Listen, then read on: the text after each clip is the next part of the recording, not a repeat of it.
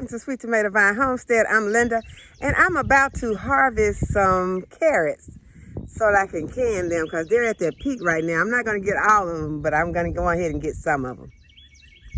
Now, this is the carrot bed that I'm about to harvest from, so I'm not worried about the size or anything because whatever size I pull up, I'll be able to use it for either canning or fresh eating.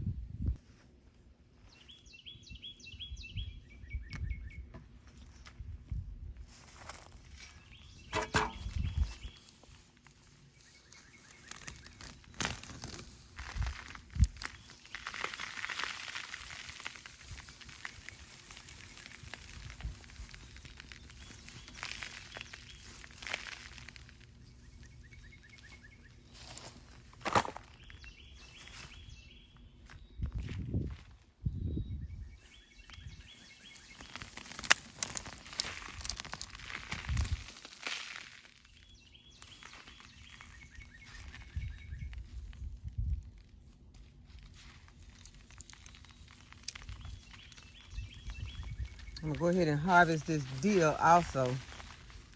And I can put some of it in a dehydrator.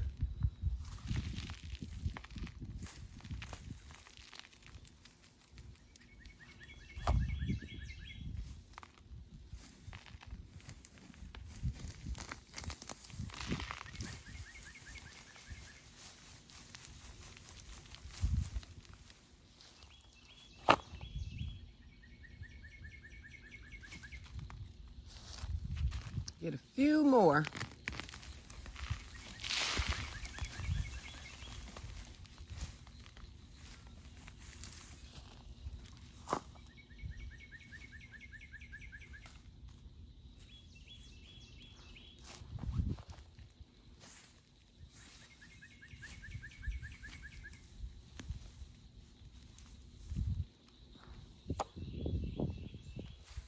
I just want to make sure that I got all the ones that I pulled up. That's a leak right there. I'm gonna let it get bigger. So this is my carrot harvest for today. Okay, so this is how I'm gonna be doing this. I'm just gonna sit here. I'm gonna pull these carrots off and I'm gonna drop them into some waters. They still have some soil on them because I am doing this quickly. I'm cutting out some of the steps that I sometimes take, but sometimes I don't take all those steps. And today is gonna be one of those days I'm not gonna take all those steps. And so I guess this will be a video on showing you how quickly you can process your carrots and get them ready for canning. And what I plan to do to these carrots is just after I clean them, I'm going to cut them up and then I'm going to add them to a pot of boiling water, and then I will let them stay in there for a few minutes, and then I will remove them from the boiling water and put them in some cold water to shock them, and that's going to help them to get to hold their color, and it's going to also help them to quickly cool down so I can go ahead and get them into my bags. So you can make this a long process or you can make it a short process. And I got on some gloves to kind of help to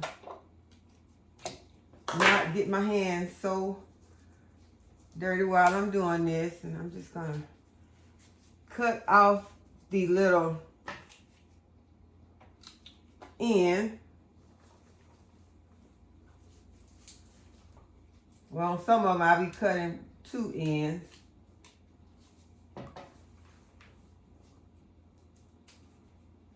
And some of them I only have to cut 1 end.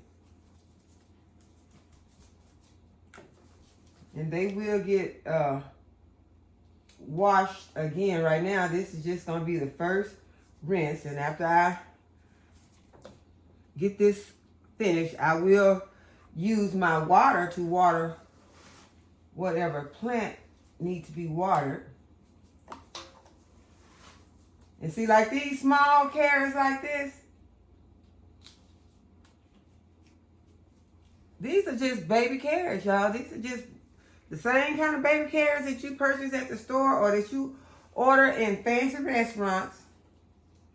That's just a baby carrot. So they will be perfect. And I will sort them out later. Some of them are baby, but as I told you, when I was outside, I was just going to pull. I wasn't going to just sit there and go through and try to be real choicy about which of the carrots I was going to get, because I never thinned these carrots out. So they are planted really close, they're growing really close together. And so with them growing close together like that, they are not, all of them not going to get to full size. Some of them are going to be tiny because they are having a space problem. There's not enough space for them to grow to their full size. So some of them are going to be like this, and that's fine.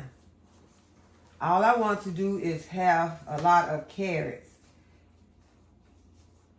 If I had thinned them out, I would have had larger carrots, but I would have had less carrots. So choose your battles. I don't want to, during the time I was busy and I had planned on thinning those carrots, but I just never got around to it. It wasn't because I was lazy. I was just very busy. And so it's going to be times like that on the homestead that you're going to be busy. And as I said, just choose your battles. Decide, how you're going to run your homestead. It's up to you.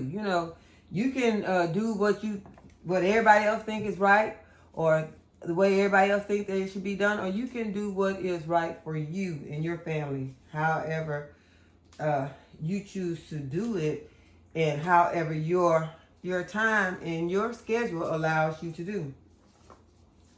So with some of these, they're going to be small, but they will be eaten. If they have to get popped into a soup or stew, they will be eaten.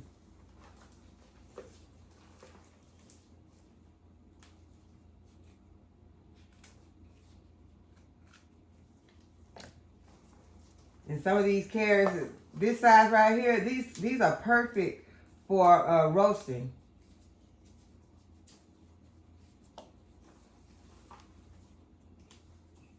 And they're at that right size where they will not have to be, they won't have to cook long because they're small and they will get done quickly.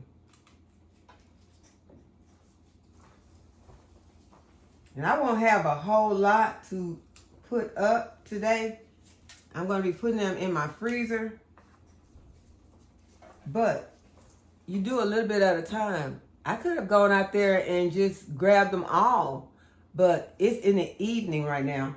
And so if I had grabbed them all, then it would make it later for me to be up canning them. And sometimes I do that. Sometimes I will be up, late at night canning.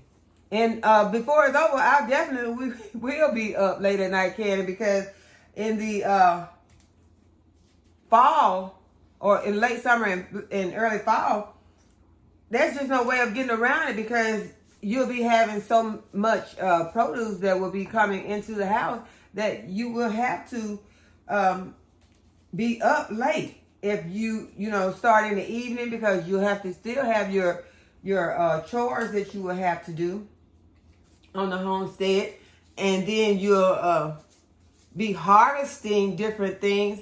And so if you don't want, sometimes you get to that point where there's something that has to get canned now, and because certain things will not look as good if they're left out, especially if it's something that had, just came in looking pretty bad. And we're going to can that stuff also. If it doesn't look perfect, we're still going to can it.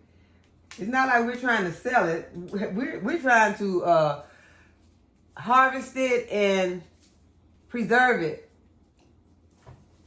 And we want to have something for the winter months. And a lot of it we will be eating now. Because I have had times when I be like, okay, y'all, we got to slow down on this corn or whatever because we be eating it so fast. I be like, we're not going to have any left, you know, for the winter. Because we love corn. Love corn boiled, love fried corn. Love battered corn. And so you have to, you know, sometimes you have to slow down. But and then once the okra starts to coming in, that's something that comes in really fast. And so, I mean, you'll be so busy canning okra, and then, you know, especially because I like to can okra different ways. I like to freeze it. I like to make pickled okra. I like to have some that is sliced for frying, and have some whole okra. So there'll be a lot of different ways that I'll be putting up okra. And I plan to have a whole bunch if everything goes according to the plan, because I planted a couple of nice rows of okra this year. So hopefully they'll do really, really good, and we'll be able to have a nice harvest of okra. And my sister, she always asks, how's the okra? She wants okra. So I'll hopefully have enough okra to share a lot with my sister. And this is a nice size one here.